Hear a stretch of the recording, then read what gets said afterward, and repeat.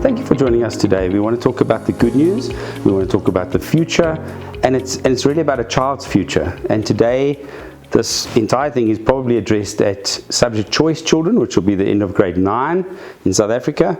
We look at subject choices going forward, and we want to look at their futures. It's obviously a very, very important thing to look at a child's future, and part of that future will be their subject choices leading up to matric. As I've said many times, it's very much about the subject choices for the child, and it's about matric. It's about getting to matric. But remember, matric is merely a platform to the future for the child in any case. It's what comes after matric is very, very important. So I think you have to choose the right subjects for grade 10, 11 and 12 to get that matric. It's essential. But after that, we have to think about what comes after matric. And tonight we're going to talk about what subjects would lead to specific things, specific studies, specific careers. We want to talk about all of those things tonight. So remember, reaching matric is essential, but it is just a platform to the future. Okay, so one of the things is about a child's interests or passions, and we need to, I think, be in touch with our children. We need to know what are they interested in, what are their passions. And sometimes it's also important to know what your child is not interested in, what is not a passion for them. And that will also guide us in terms of our role as parents to guide our children to make the right choices. You can change subjects later on.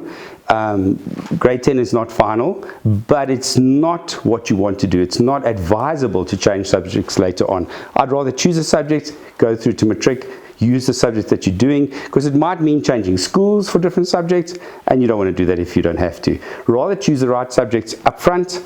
You'll see what I mean later on in terms of changing from maths to maths literacy or something like that. That's a change which can easily be done. It's not a problem. But if you're choosing maths and science and the school doesn't offer that, then you might have to change afterwards. So that's not essential. It can be done, but it's not really what you should do. Let's look at some examples now. Let's say, and I often use this example, let's say you want to be a dentist. So what would be the correct subject choice to be a dentist?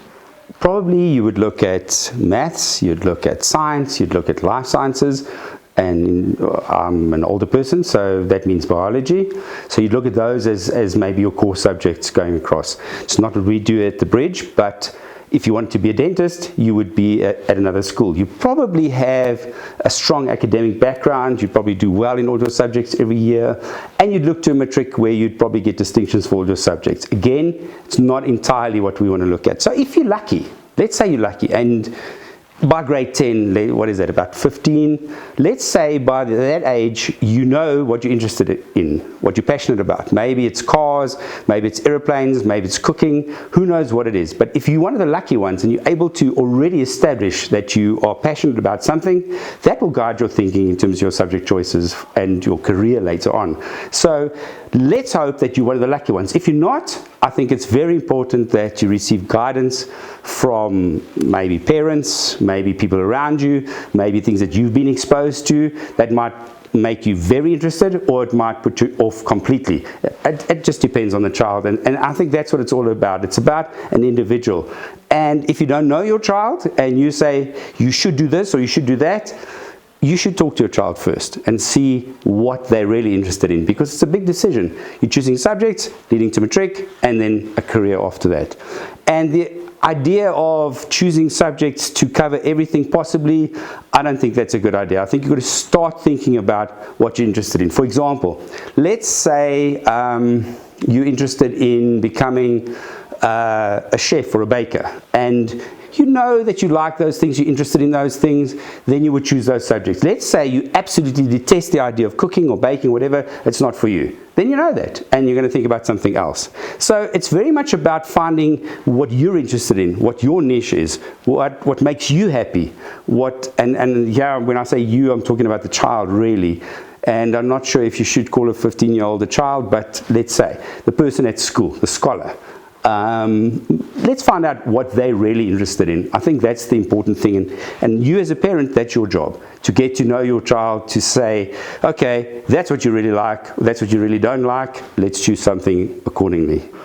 All right, so one of the examples is, as I've said, let's say we're offering a subject called hospitality at our school, and what that means is how to host an event, and obviously a part of it is baking and cooking and so on, and again that will lead to a career in that line if you're interested in that line. So it's very, very important. So what subjects would be important? Probably, well, I would say that it's essential to pick up something in terms of baking or cooking, and in our world it's hospitality. Massive part is baking and cooking in any case. So then that will lead to a career in that field later on. And just now we'll talk about the good news part, which would be guaranteed for you.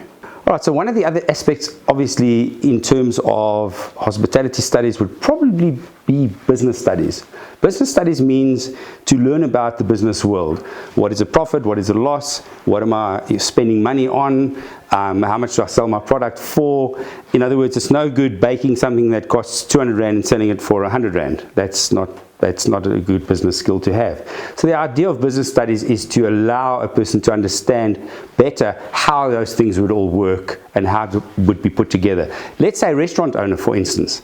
You would need to know, how much am I paying for rental? What am I paying for the ingredients? What am I doing for this? What I set my prices at? What are my competitors? And that, I think, is a part of business studies. And again, we'll talk about that combination in a minute or two. Another thing to think about in terms of business studies is entrepreneurship. I'm not even sure how to say that word, but it's about a person being able to run a business by himself and being an entrepreneur, using whatever skills you've got, whatever resources you've got, and making a profit out of that. I think that's what an entrepreneur is, and that's a part of business studies. And I think we should, and I have said this before, but I think we should be very careful that we don't overvalue certain professions and undervalue others. For instance, everybody thinks to be a lawyer or a doctor or something like that is super valuable, and let's say something else is less valuable. Let's not see it like that. Let's see it as we're all performing a service to the community in some other way.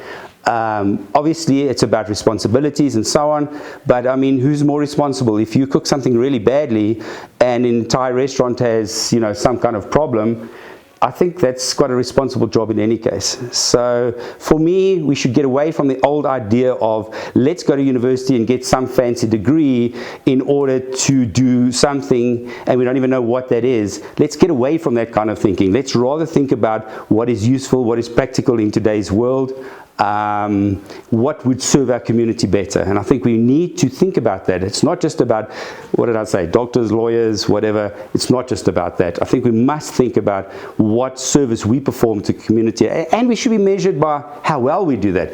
Are we a good motor mechanic? Are we a good baker? Are we a good dentist? Are we a good lawyer? That should be how we measured, not on just because we studied that particular degree and we're doing that. I don't think we should measure society like that at all. Okay, so let's talk about a learning assisted environment for a minute or two. We believe that every child should be given an opportunity at whatever level they can in order to reach matric. We're not so interested in whether or not you get 3 distinctions or whatever. It's more about reaching matric and then as a platform towards other things. So we will provide all sorts of learning. That's what our school is, learning assistance. So we will provide all sorts of learning assistance, and that may be in the form of extra time for a test or an exam. It may be that a person needs a reader or a scribe. We will, and the way that we teach in class as well. And I think sometimes there's a lot of pressure on our teachers because they've still got a mainstream curriculum to follow, and all our subjects are IEB aligned from grade 10 onwards, and they've got a lot of pressure because they have to look at the child's needs as well as complete a mainstream curriculum. So it's not that simple. And there's another thing. Did you know that even at a university level, a tertiary level, if you see it that way, if you've had accommodations before at school level up to matric, you are able to continue with that at a university level. I must say I never knew that until later on, but it is, if you think of it, it's just leveling the playing field. It's not making it easier for somebody, it's just leveling the playing field across the board. All right, so I'm not even sure that everyone knows that the Bridge School for Assisted Learning is also part of Avitech. And Avitech consists of many aspects. So one is a schooling aspect, and there are other schooling groups that are part of an Avitech stable company, and it is a publicly listed company in any case. So we answer to everyone. Whatever we do, we answer to everyone in terms of how we do things and what we do and so on. And I believe that's a good thing. It's a good check and balance across the board probably. But the good news is that if a child completes their matric in an AgriTech school, and in my case the Bridge, then they are guaranteed acceptance to other AgriTech tertiary institutions. So for instance, if a child is doing hospitality studies, they could go to the I think it's called the IE School of Hospitality, and I'm sure everyone's heard of Capsicum. You're guaranteed entrance to those schools if that's what you're doing. And then of course there's Vega. Vega is more for the child, and it's one of our subject choices as well. It's about art, and it's about filmmaking and so on. And I believe many of our children will choose that all the way to matric and then continue their studies at Vega. And that also is part of AgriTech. And even if there's a waiting list, as long as the person has met the basic requirements, they will be guaranteed entrance to study further at that level. And that's for anything that is AgriTech. So if you think of varsity college, it's also AgriTech. And that can be for university studies if that's the way you want to go. So all of these things are aligned with what we do all the way to matric. So there is Rosebank College. I'm sure everybody's heard of Rosebank College, and that is about a child maybe finishing matric and wanting to study something. Well, they offer many things, many degrees. It can be marketing, it can be many different things. So again, because a child is at an AgriTech school, you have that guaranteed pathway as long as you've met the basic requirements in order to go on. And even if there's a waiting list, you'll be fast forwarded to the front of the waiting list. And I think that's good to know. It's very reassuring for a parent to know that there is a pathway forward. We're going to go from grade 10 all the way to matric, and then we know we've got a way forward. I think that's very important to know. So I would encourage you to have a look at the AgriTech businesses and have a look at the group of companies across the board. And I've just mentioned a few, but there are many in terms of tertiary studies for your child. And it's very important to know that even from the Bridge, I've been very careful to look at the subject and to say, look, if we're going to do catering, we're going to do hospitality studies, what's after that? You know, what comes after that? And it's very easy because I can say Capsicum, I can say School of Hospitality. All of those things will be for us very important. I know a child needs to know where they're headed. Let's say they're in grade 10 and they think they want to be a baker and they change their mind after a while.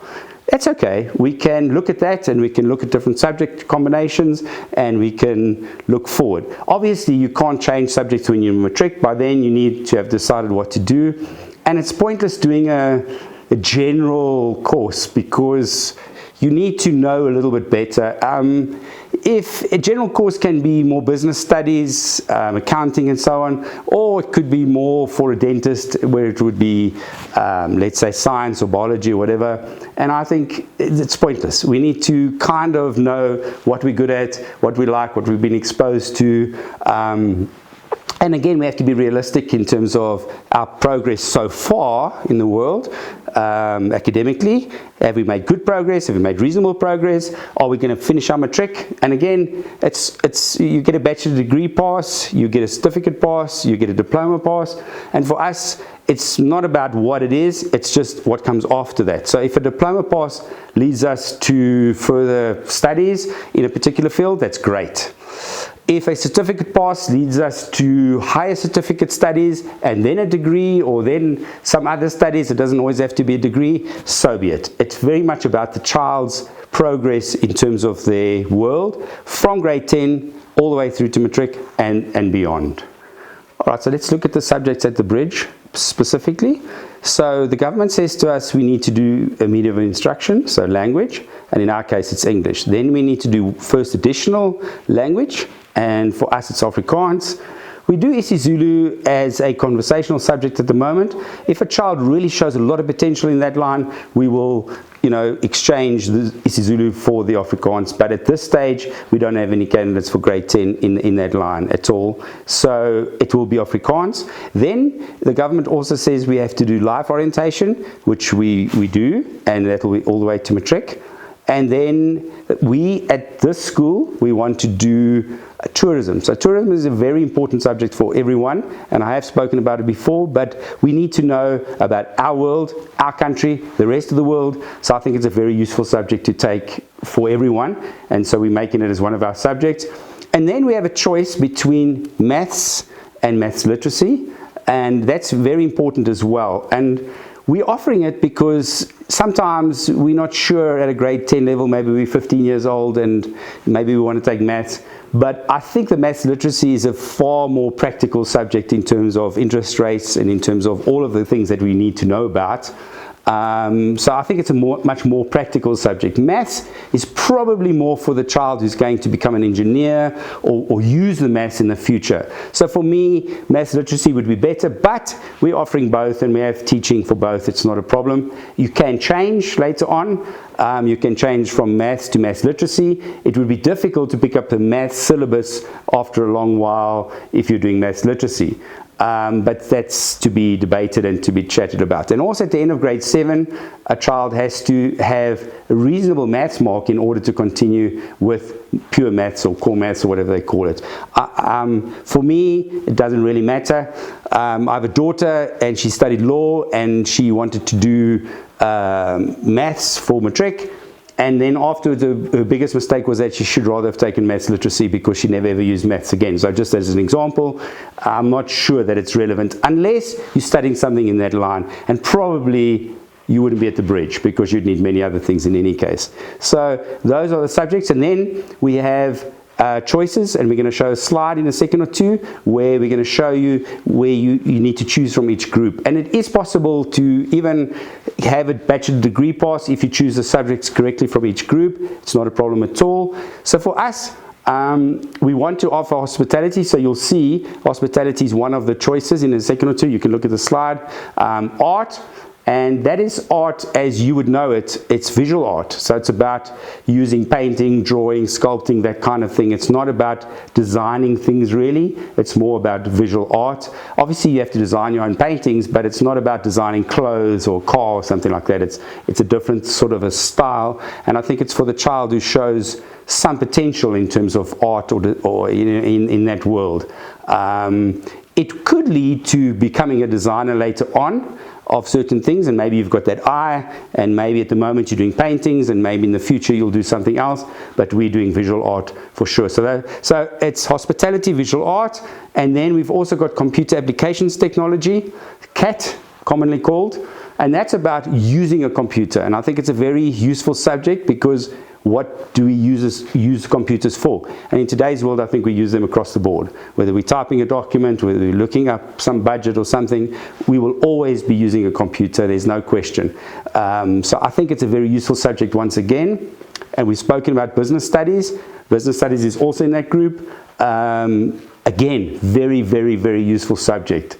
We need to know how to run things, and I think in today's world and in the future it's very much about having the knowledge and the tools to be able to run your own business. We spoke about entrepreneurship earlier, and that's the point. Can you do it yourself? Do you have the tools? Do you have the knowledge to know how to run your own business and what to do? And I think that's where business studies will come in as a very, very handy tool in your arsenal in terms of what I'm going to do as a businessman. I know how profits work. I know how losses work. I know how everything works in terms of a budget, and that's very important. All those things are going to come out in business studies. So let's get back to that good news, and it's very, very important. I think we need to know where we're headed.